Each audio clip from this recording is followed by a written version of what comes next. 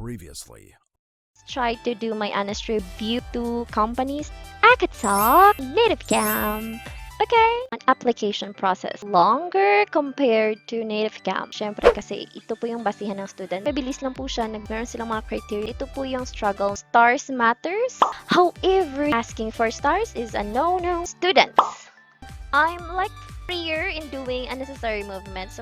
If you can, just, avoid doing that lesson material. Dun susukatin yung pagiging resourceful, creative, whatsoever. Meron pong mga script.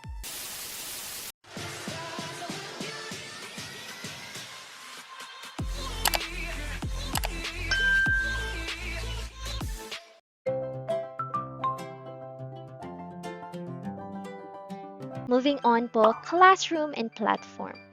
Well, sa Acadsoc, yung ginagamit po na classroom in teaching are softwares po na you need to download. And it's available naman open source, no need to pay anything. You can even browse for it, need to download and then install. Of course, since a software po, sometimes really it lags kasi it like occupies memory and parang heavy siya. While here, in Native Camp, browser-based po siya. Wala pong any classroom na need to install. You just need to open in your account sa inyong browser, sa inyong Google Chrome, password nyo, like username, password, enter, nandun na po yun. Not so heavy kasi browser-based lang. No need to install. And it doesn't take up memory. But you just need to be sure na yung browser niyo po is stable. Hindi po puro unresponding kasi ganyan po yung problem ko with my Google Chrome. You have to have a stable browser. Yung kinagandahan lang talaga, kahit you need to install it, take up space and has mass, charot. Well, I have no prior experience with having classes using a classroom, but sa class-in po na classroom nila, you can write. Yun po yung gusto ko. You can write, you can paint, you can do anything you want, char. Parang board siya kasi, parang you can ganon. So, if meron ka pong mga explanations sa students niyo, you're free to do whatever. Yung miss ko sa Acadsoc. You can add pictures as well, and then you can add videos. You can share your screen and show some videos from YouTube. Yeah, pwede po siya doon.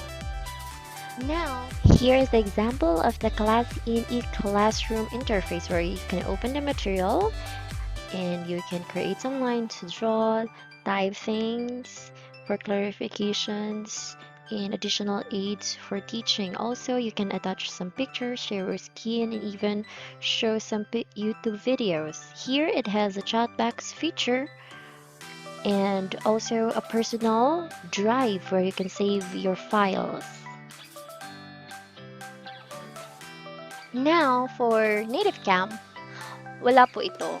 Well, again, I only spent still 1 week po sa Native Camp. So, wala pa po akong mga experience much. And so far, I don't know po if meron pong ganito. Pero I think wala po. So, medyo klase lang po talaga siya. I'll miss that one in Acadsoc. Na to play around, parang naglalaro kasi kayo. So, also, if mahina po yung internet nyo, ito po talaga yung problems ko rin sa Acadsoc. Nakikick out kayo and it's hard to enter back again. While here, Native Camp, makikick out ka rin naman pero mako-connect na rin naman kayo agad-agad. Kasi nga light lang siya, hindi siya masyadong heavy. Let's move on to equipment. Now, the difference between the two guys is that in Acadsoc, you need to use computer, right? Computer, either desktop or laptop. But in any case po na, for example, mayroong power outage, parang mayroong mga power interruptions which really usually occurs in my area, I use my cell phone kasi you can install the classroom in your cell phone and you can use it during your classes. Pero may difference lang siya, of course, kasi hindi ka masyadong free to move around kasi maliit.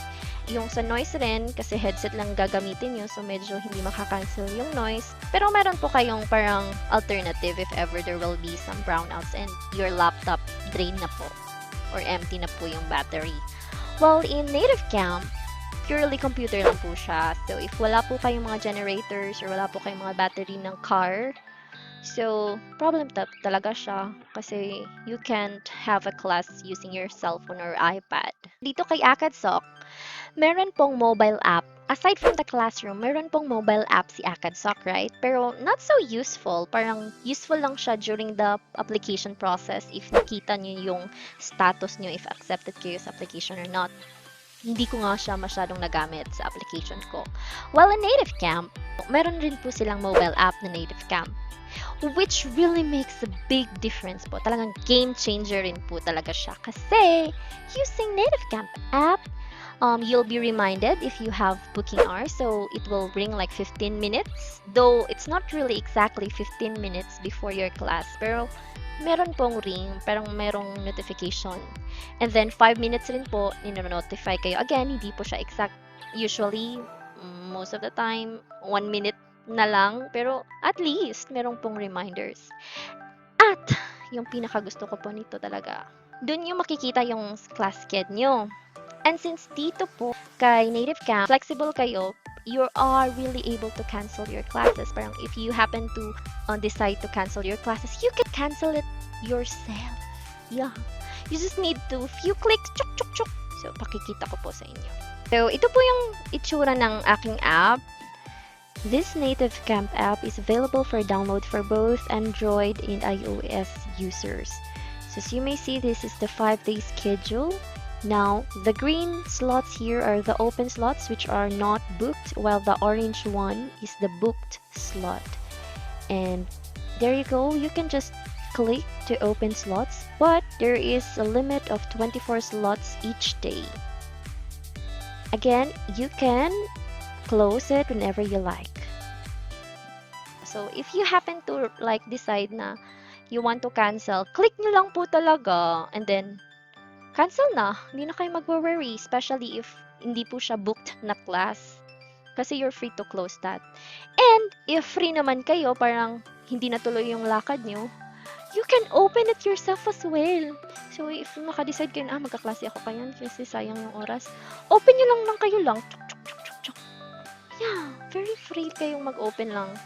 Yun yung talagang gusto ko. When you don't need a tutor manager, unlike sa Acadsoc. Here in Native Camp, you can do it yourself talaga. So, it's really like parang ito po talaga yung isa sa mga free talaga ako. Char. Yeah.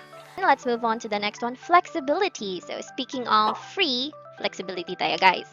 Here in Acadsoc, you will have to give your schedule sa inyong TM if you decide to open some slots. Like, ganito na duration ng week. Itong week na to, you need to give your schedule na, TM, can you open the slots for me? So, i-message nyo si tutor manager. Meron talaga kayong manager, guys. So, and then, again, they will be the one to open your schedule. But, since they will be the one, so you need to wait on them. If your TM, like, will not respond, or like, is not available, then, I'm sorry, guys. Hindi kayo makapag-open ng classes. Well, you have choices. You can message or give that, parang ask a favor from other TMs. Pero yun po yung hassle kasi you need to have some tutor managers to open your slots. And also, guys, meron na yung rules na you need to open 2 weeks ahead of time. Yeah, so 2 weeks po. Ang tagal pa kaya ng 2 weeks. Marami pa yung mangyayari. Aside from the emergencies, parang change of plans, you really need to give the schedules na very fixed na po na dapat hindi ma-cancel to avoid penalties kasi may penalties sa absence, right? So, well, in Native Camp, hindi kayo magbibigay ng schedule sa inyong any TMs at all kasi wala namang TM. Ikaw lang talaga yun and using your app. So, if you're new in Acadsoc, again, I think you will like face some difficulties in finding some students kasi you're very new pa, hindi pa kayo known. So, depende if maganda yung voice recording nyo and tsaka yung profile nyo. Impressive. So, siguro makakukuha kayo ng students. Hindi naman ako guys, pero siguro marami namang students si Acadsoc. And for sure, magkakaklase din naman kayo. Pero kay Native Camp, if you're new, you have 2 weeks na free tag po. So, meaning po niyan, parang yung klase na ikakandak niyo po is free po for the students. But sa inyo, bayad naman kayo. Through that po, marami pong magbubook sa inyo. Right?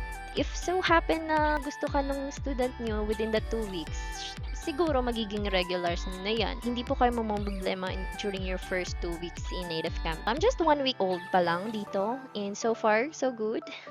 Depende na sa inyo if you want to work hard, like open a lot of slots and then do a lot of classes. Now comes next, salary. Here in Acadsoc, the salary for each class is worth 45 pesos.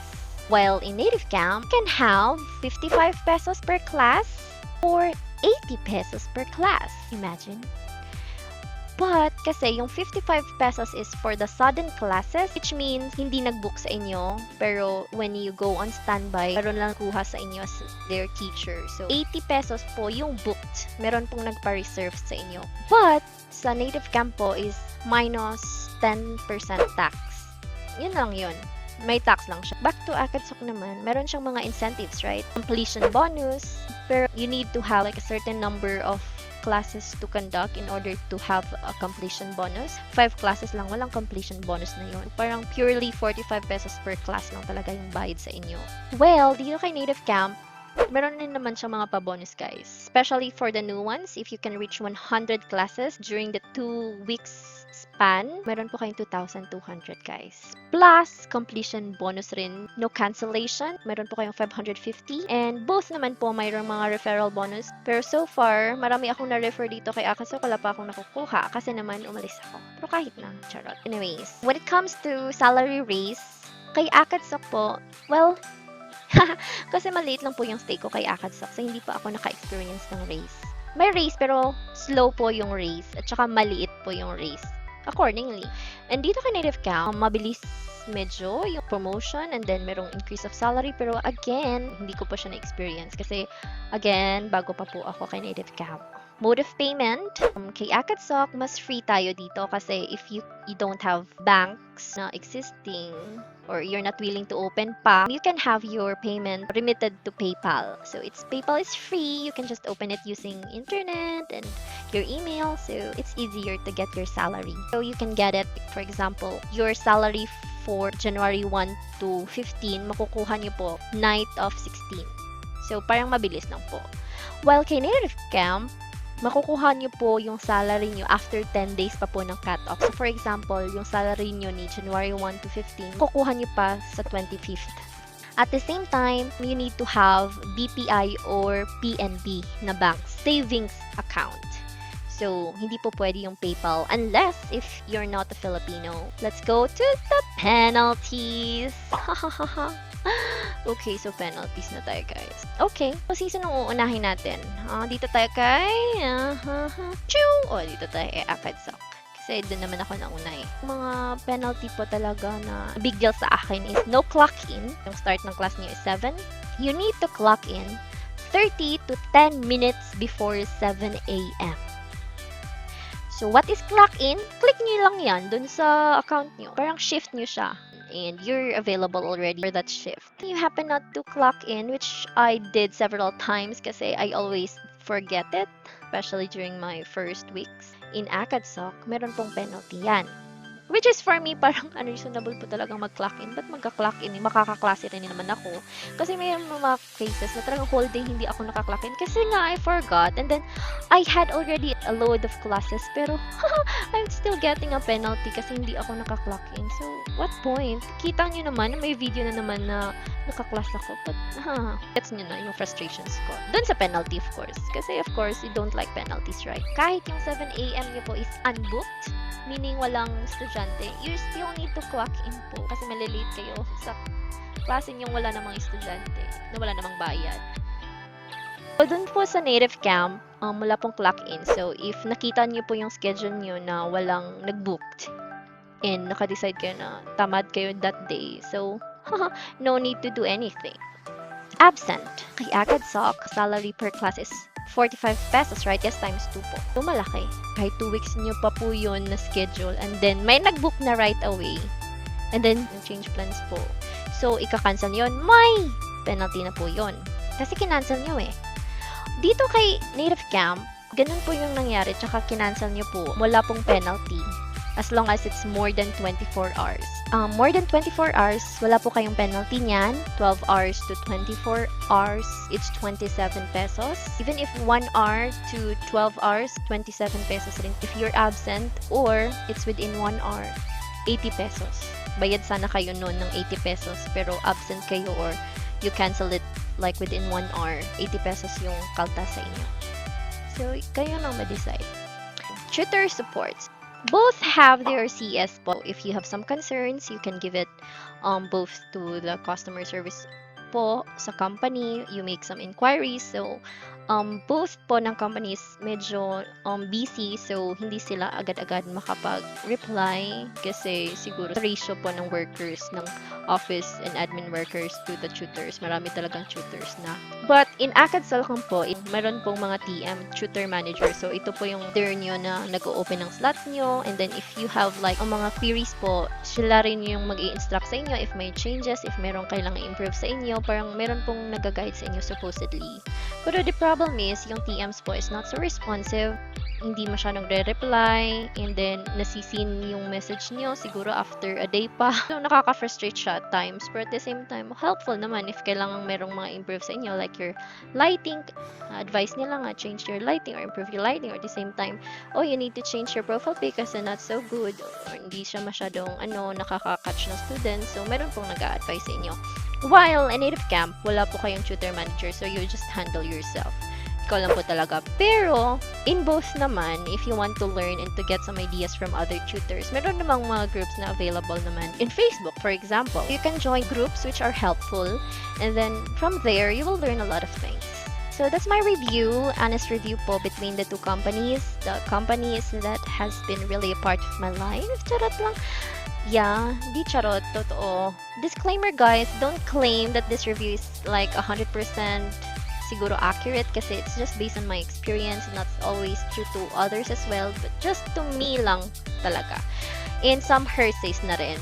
So this is just based on my experience in Native Camp. 1 week lang po ako, and then maliit lang po yung stay ko rin kay Acadsoc. But I think it's enough to make some reviews naman. Limited lang po talaga ang experience ko pa, so marami pa po talagang mag-change nito, of course, as I go through my journey here in Native Camp. So meron din naman siguro mga changes if merong mga reklamo. Corresponding changes naman siguro sa kanilang mga kumpanya, sa kanilang mga rules, regulations, so whatever. So mag-change rin naman to eventually. But for now, ito po yung mga experiences ko na fresh rin naman kasi hindi pa naman siya masyadong matagal. I know na each ESL company has its own imperfections. I'm both thankful to the both of these companies because they're ready to accept me as their tutor. This vlog is not in no way an attack to any of these two companies, even its management. Just, as much as possible po, I want this vlog to be as honest as possible as well, to be helpful na rin po sa mga new tutors out there and even those aspiring teachers who want to do ESL teaching. That's it guys. I hope you find this video and vlog useful. If you do, please don't forget to like and subscribe, and you may also share with your friends. I'm also open to your comments, so if you have anything to say, to add, or to maybe to oppose, I welcome you. And goodbye for now, and maybe see you next time.